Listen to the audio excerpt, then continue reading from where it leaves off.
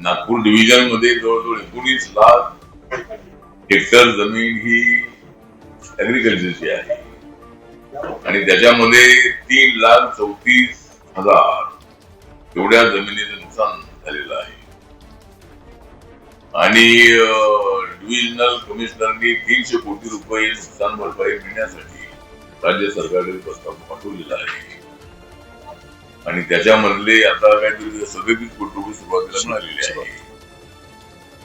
तर तसं इतर जिल्ह्यामध्ये जेवढं नुकसान झालेलं आहे पश्चिम महाराष्ट्र, मराठवाडा त्या तुलनेमध्ये जेवढं विदर्भामध्ये तेवढा पाऊस नव्हता, पाऊस होता पण तेवढा पाऊस नव्हता आणि 3,34,000 हेक्टरचं नुकसान या ठिकाणी झाल्याची माहिती आपल्याला मिळालेली आहे.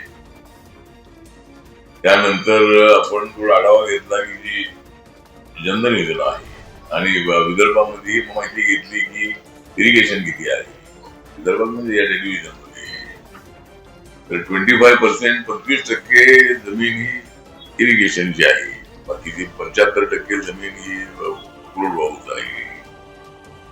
आणि आपली नरेंद्र मोदी सरकारने जी जनधन योजना सुरू केली होती त्या जनधन योजनेचे अकाउंट जवळजवळ 52 कोटी आता ऑल इंडियामध्ये उघडण्यात आलेले आहे. त्याच्यामधले नागपूर जिल्ह्यामध्ये जवळजवळ 11,89,000 एवढे अकाउंट उघडण्यात आलेले आहे. उज्ज्वला योजनेचे जे गॅस सिलेंडर आहे ते जवळजवळ देशामध्ये 12 कोटी लोकांना गॅस सिलेंडर मिळालेले आहे, गॅस कनेक्शन मिळालेलं आहे आणि नागपूर जिल्ह्यामध्ये 5,12,000 एवढ्या लोकांना गॅस कनेक्शन मिळालेलं आहे. जी मुद्रा योजना आहे ती विदाउट गॅरंटी, म्हणजे कलेक्टरकडे अर्ज केला की बँकेला जसे पेपर द्यावे लागतात अशी थोडी पेपर ते द्यावं लागत नाही आणि ही योजना सुरू करण्यात आली होती 2016 मध्ये आणि आतापर्यंत जवळजवळ 56 कोटीपेक्षा जास्त लोकांना याचा फायदा झालेला आहे आणि नागपूर जिल्ह्यामध्ये जवळजवळ 58,23,000 एवढ्या लोकांना आतापर्यंत मुद्रा योजनेचा लाभ मिळालेला आहे.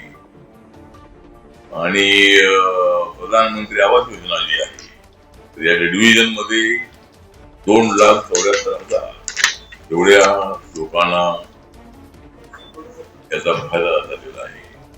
अॅट्रॉसिटीची माहिती घेतली तर अॅट्रॉसिटी ऍक्ट अंतर्गत जवळजवळ 21 ते 25 अशा 4 वर्षामध्ये सर्व डिव्हिजन मध्ये 1,536 केसेस आहेत अॅट्रॉसिटीच्या, अशी माहिती आपल्याला